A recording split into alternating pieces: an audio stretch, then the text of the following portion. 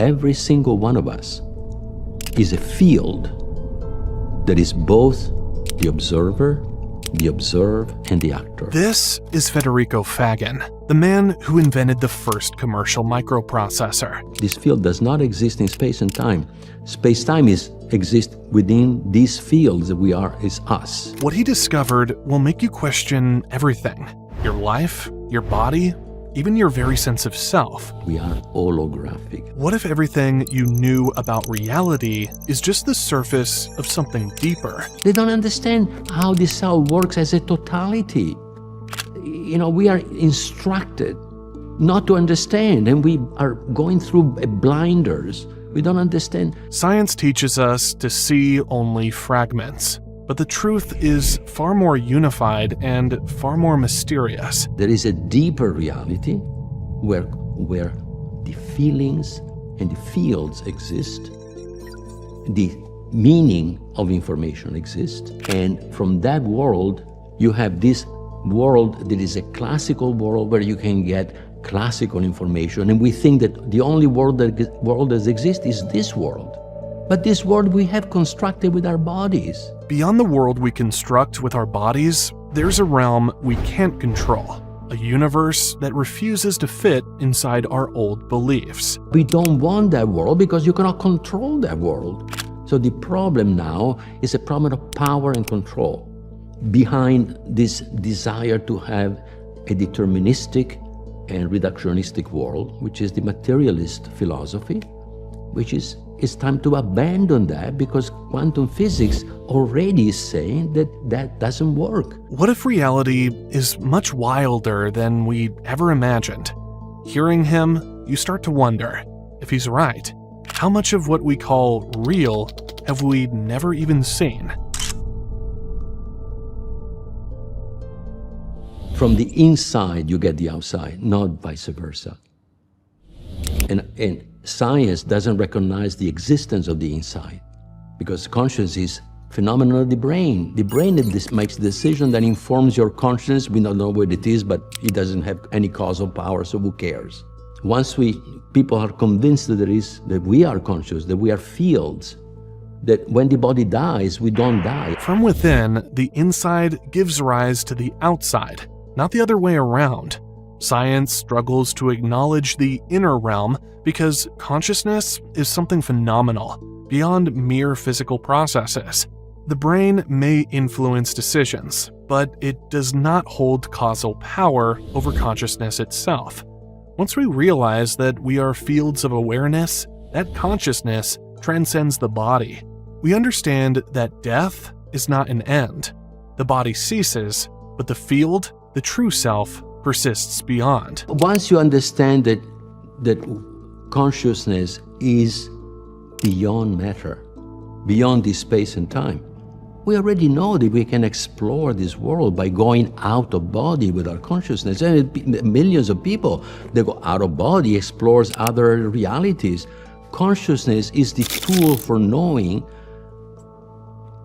infinitely more powerful than any instrument that we have ever built.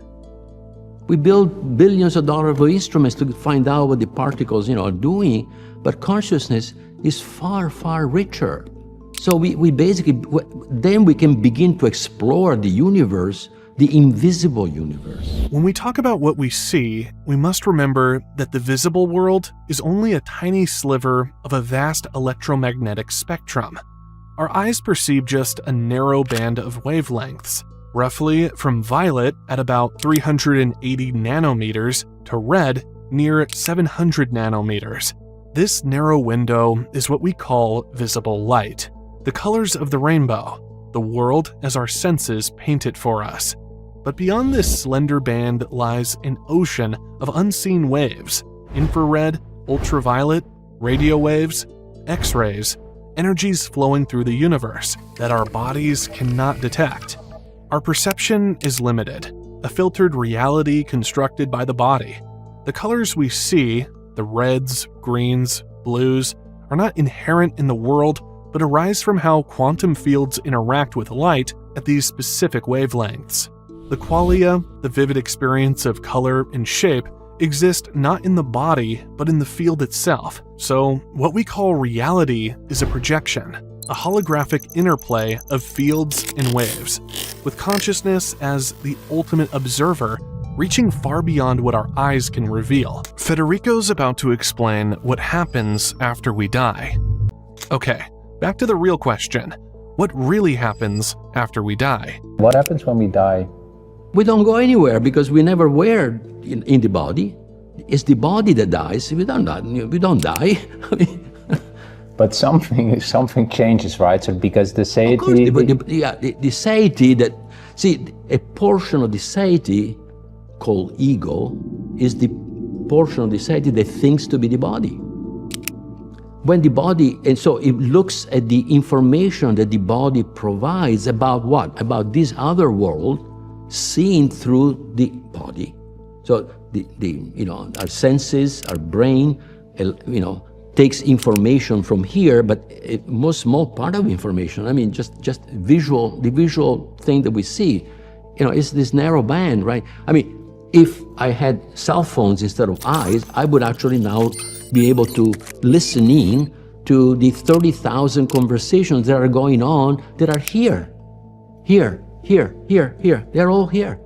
But I only see this band. There is no communication in this band. There are other stuff, and we see this world. We construct it with the body. The output of the body, which is in the cells, is quantum. That quantum output is what the fields perceive as color, shapes, sounds, and so on. The qualia do not exist in the body. They exist in the field. And the qualia are representable with quantum state. Quantum state is how the quantum field translates this information in the cells, which is, I call it live information. It's a type of information that has not been studied at all, not even imagined at all, which is in between quantum information and classical information. It is the stuff that makes the cell work. Because if you take an electron is matter, energy, and information. Can you separate these three in an electron? It's elementary particles. There you go. Think of it this way. Our consciousness is like a radio tuned to a specific frequency. The body, with its senses, acts as the tuner, allowing us to experience a particular channel of reality. But the air is alive with countless other frequencies, other channels passing through us, unnoticed, simply because we lack the instruments to perceive them. So when the body, the tuner, stops working, does the signal disappear?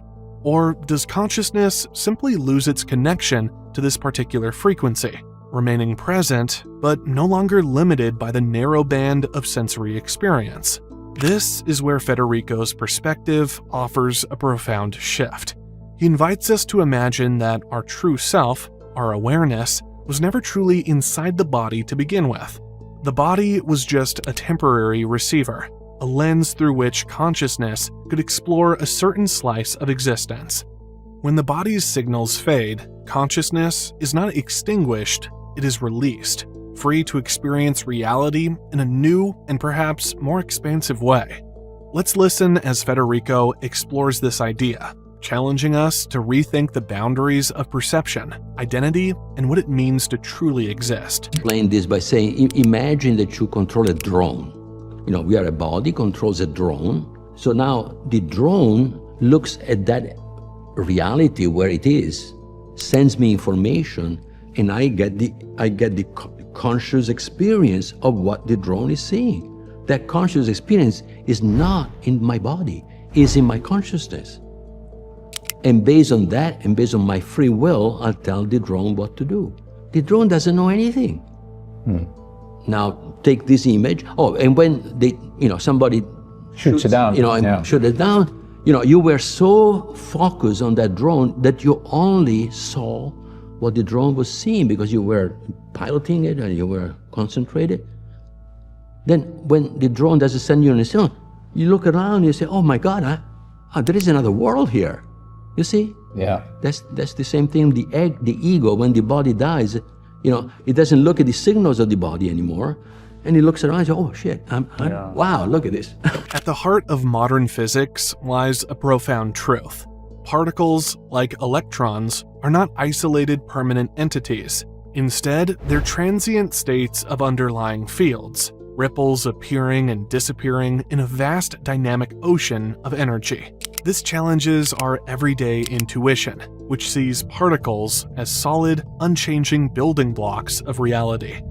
From this perspective, what we call matter is more like a dance of energy patterns, constantly shifting and evolving. The particle is simply the footprint of a particular state within the field, amplified enough for us to detect in our classical world. This understanding forces us to reconsider the nature of existence itself. If the fundamental constituents of reality are not fixed objects, but fluid states of fields, then the boundaries between self and other, inside and outside, become less clear-cut. Federico's reflections invite us to look beyond the surface, to see what we experience as solid and separate is actually part of a continuous, interconnected whole. The ego, the sense of being confined to a body, is just a temporary perspective within this vast field. A particle, like an electron, doesn't exist separate from the fields. It's a state of the field.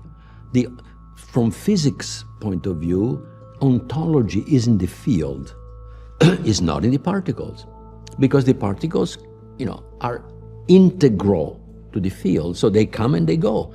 If a particle existed, it wouldn't disappear, right? But an electron can appear and disappear. But it is a state of a field that appears or disappears. There is nothing more. There is no particle. But physicists, the particle physicists, but I see the particles. No, you don't see the particles. You see the effect of the states of the field on this classical world.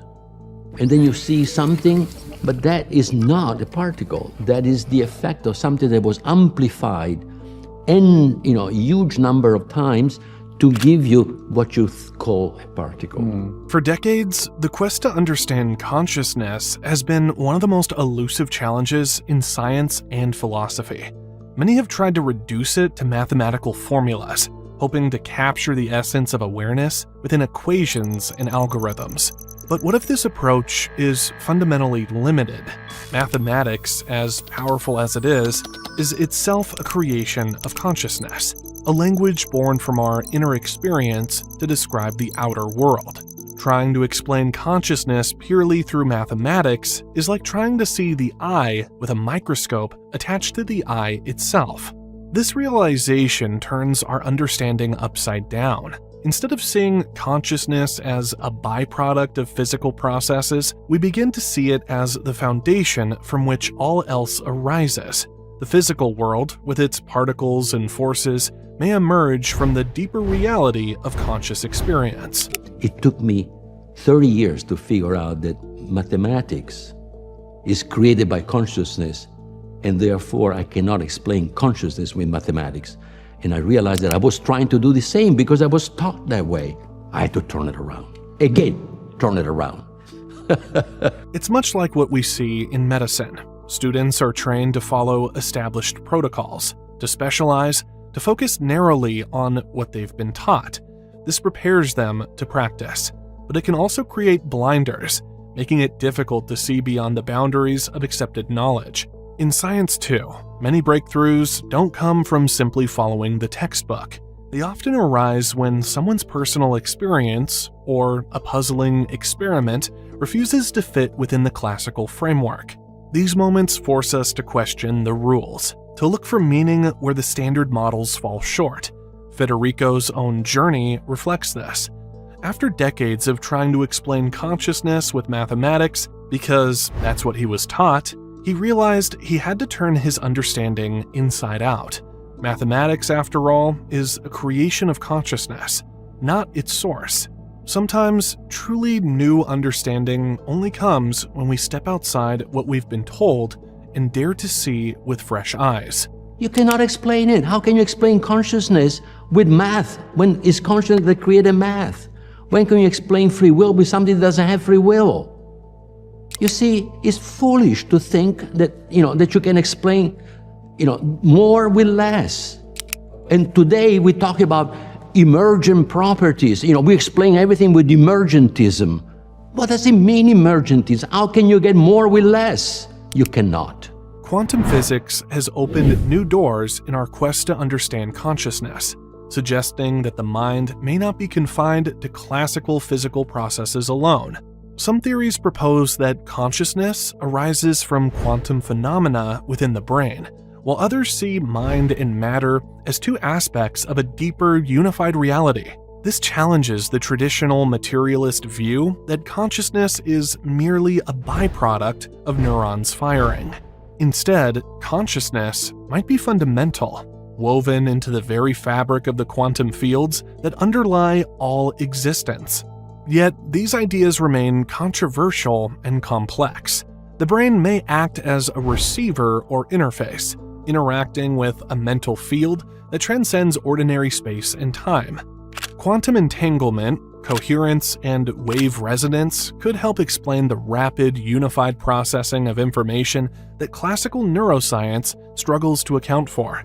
Such perspectives invite us to rethink free will, identity, and the nature of reality itself.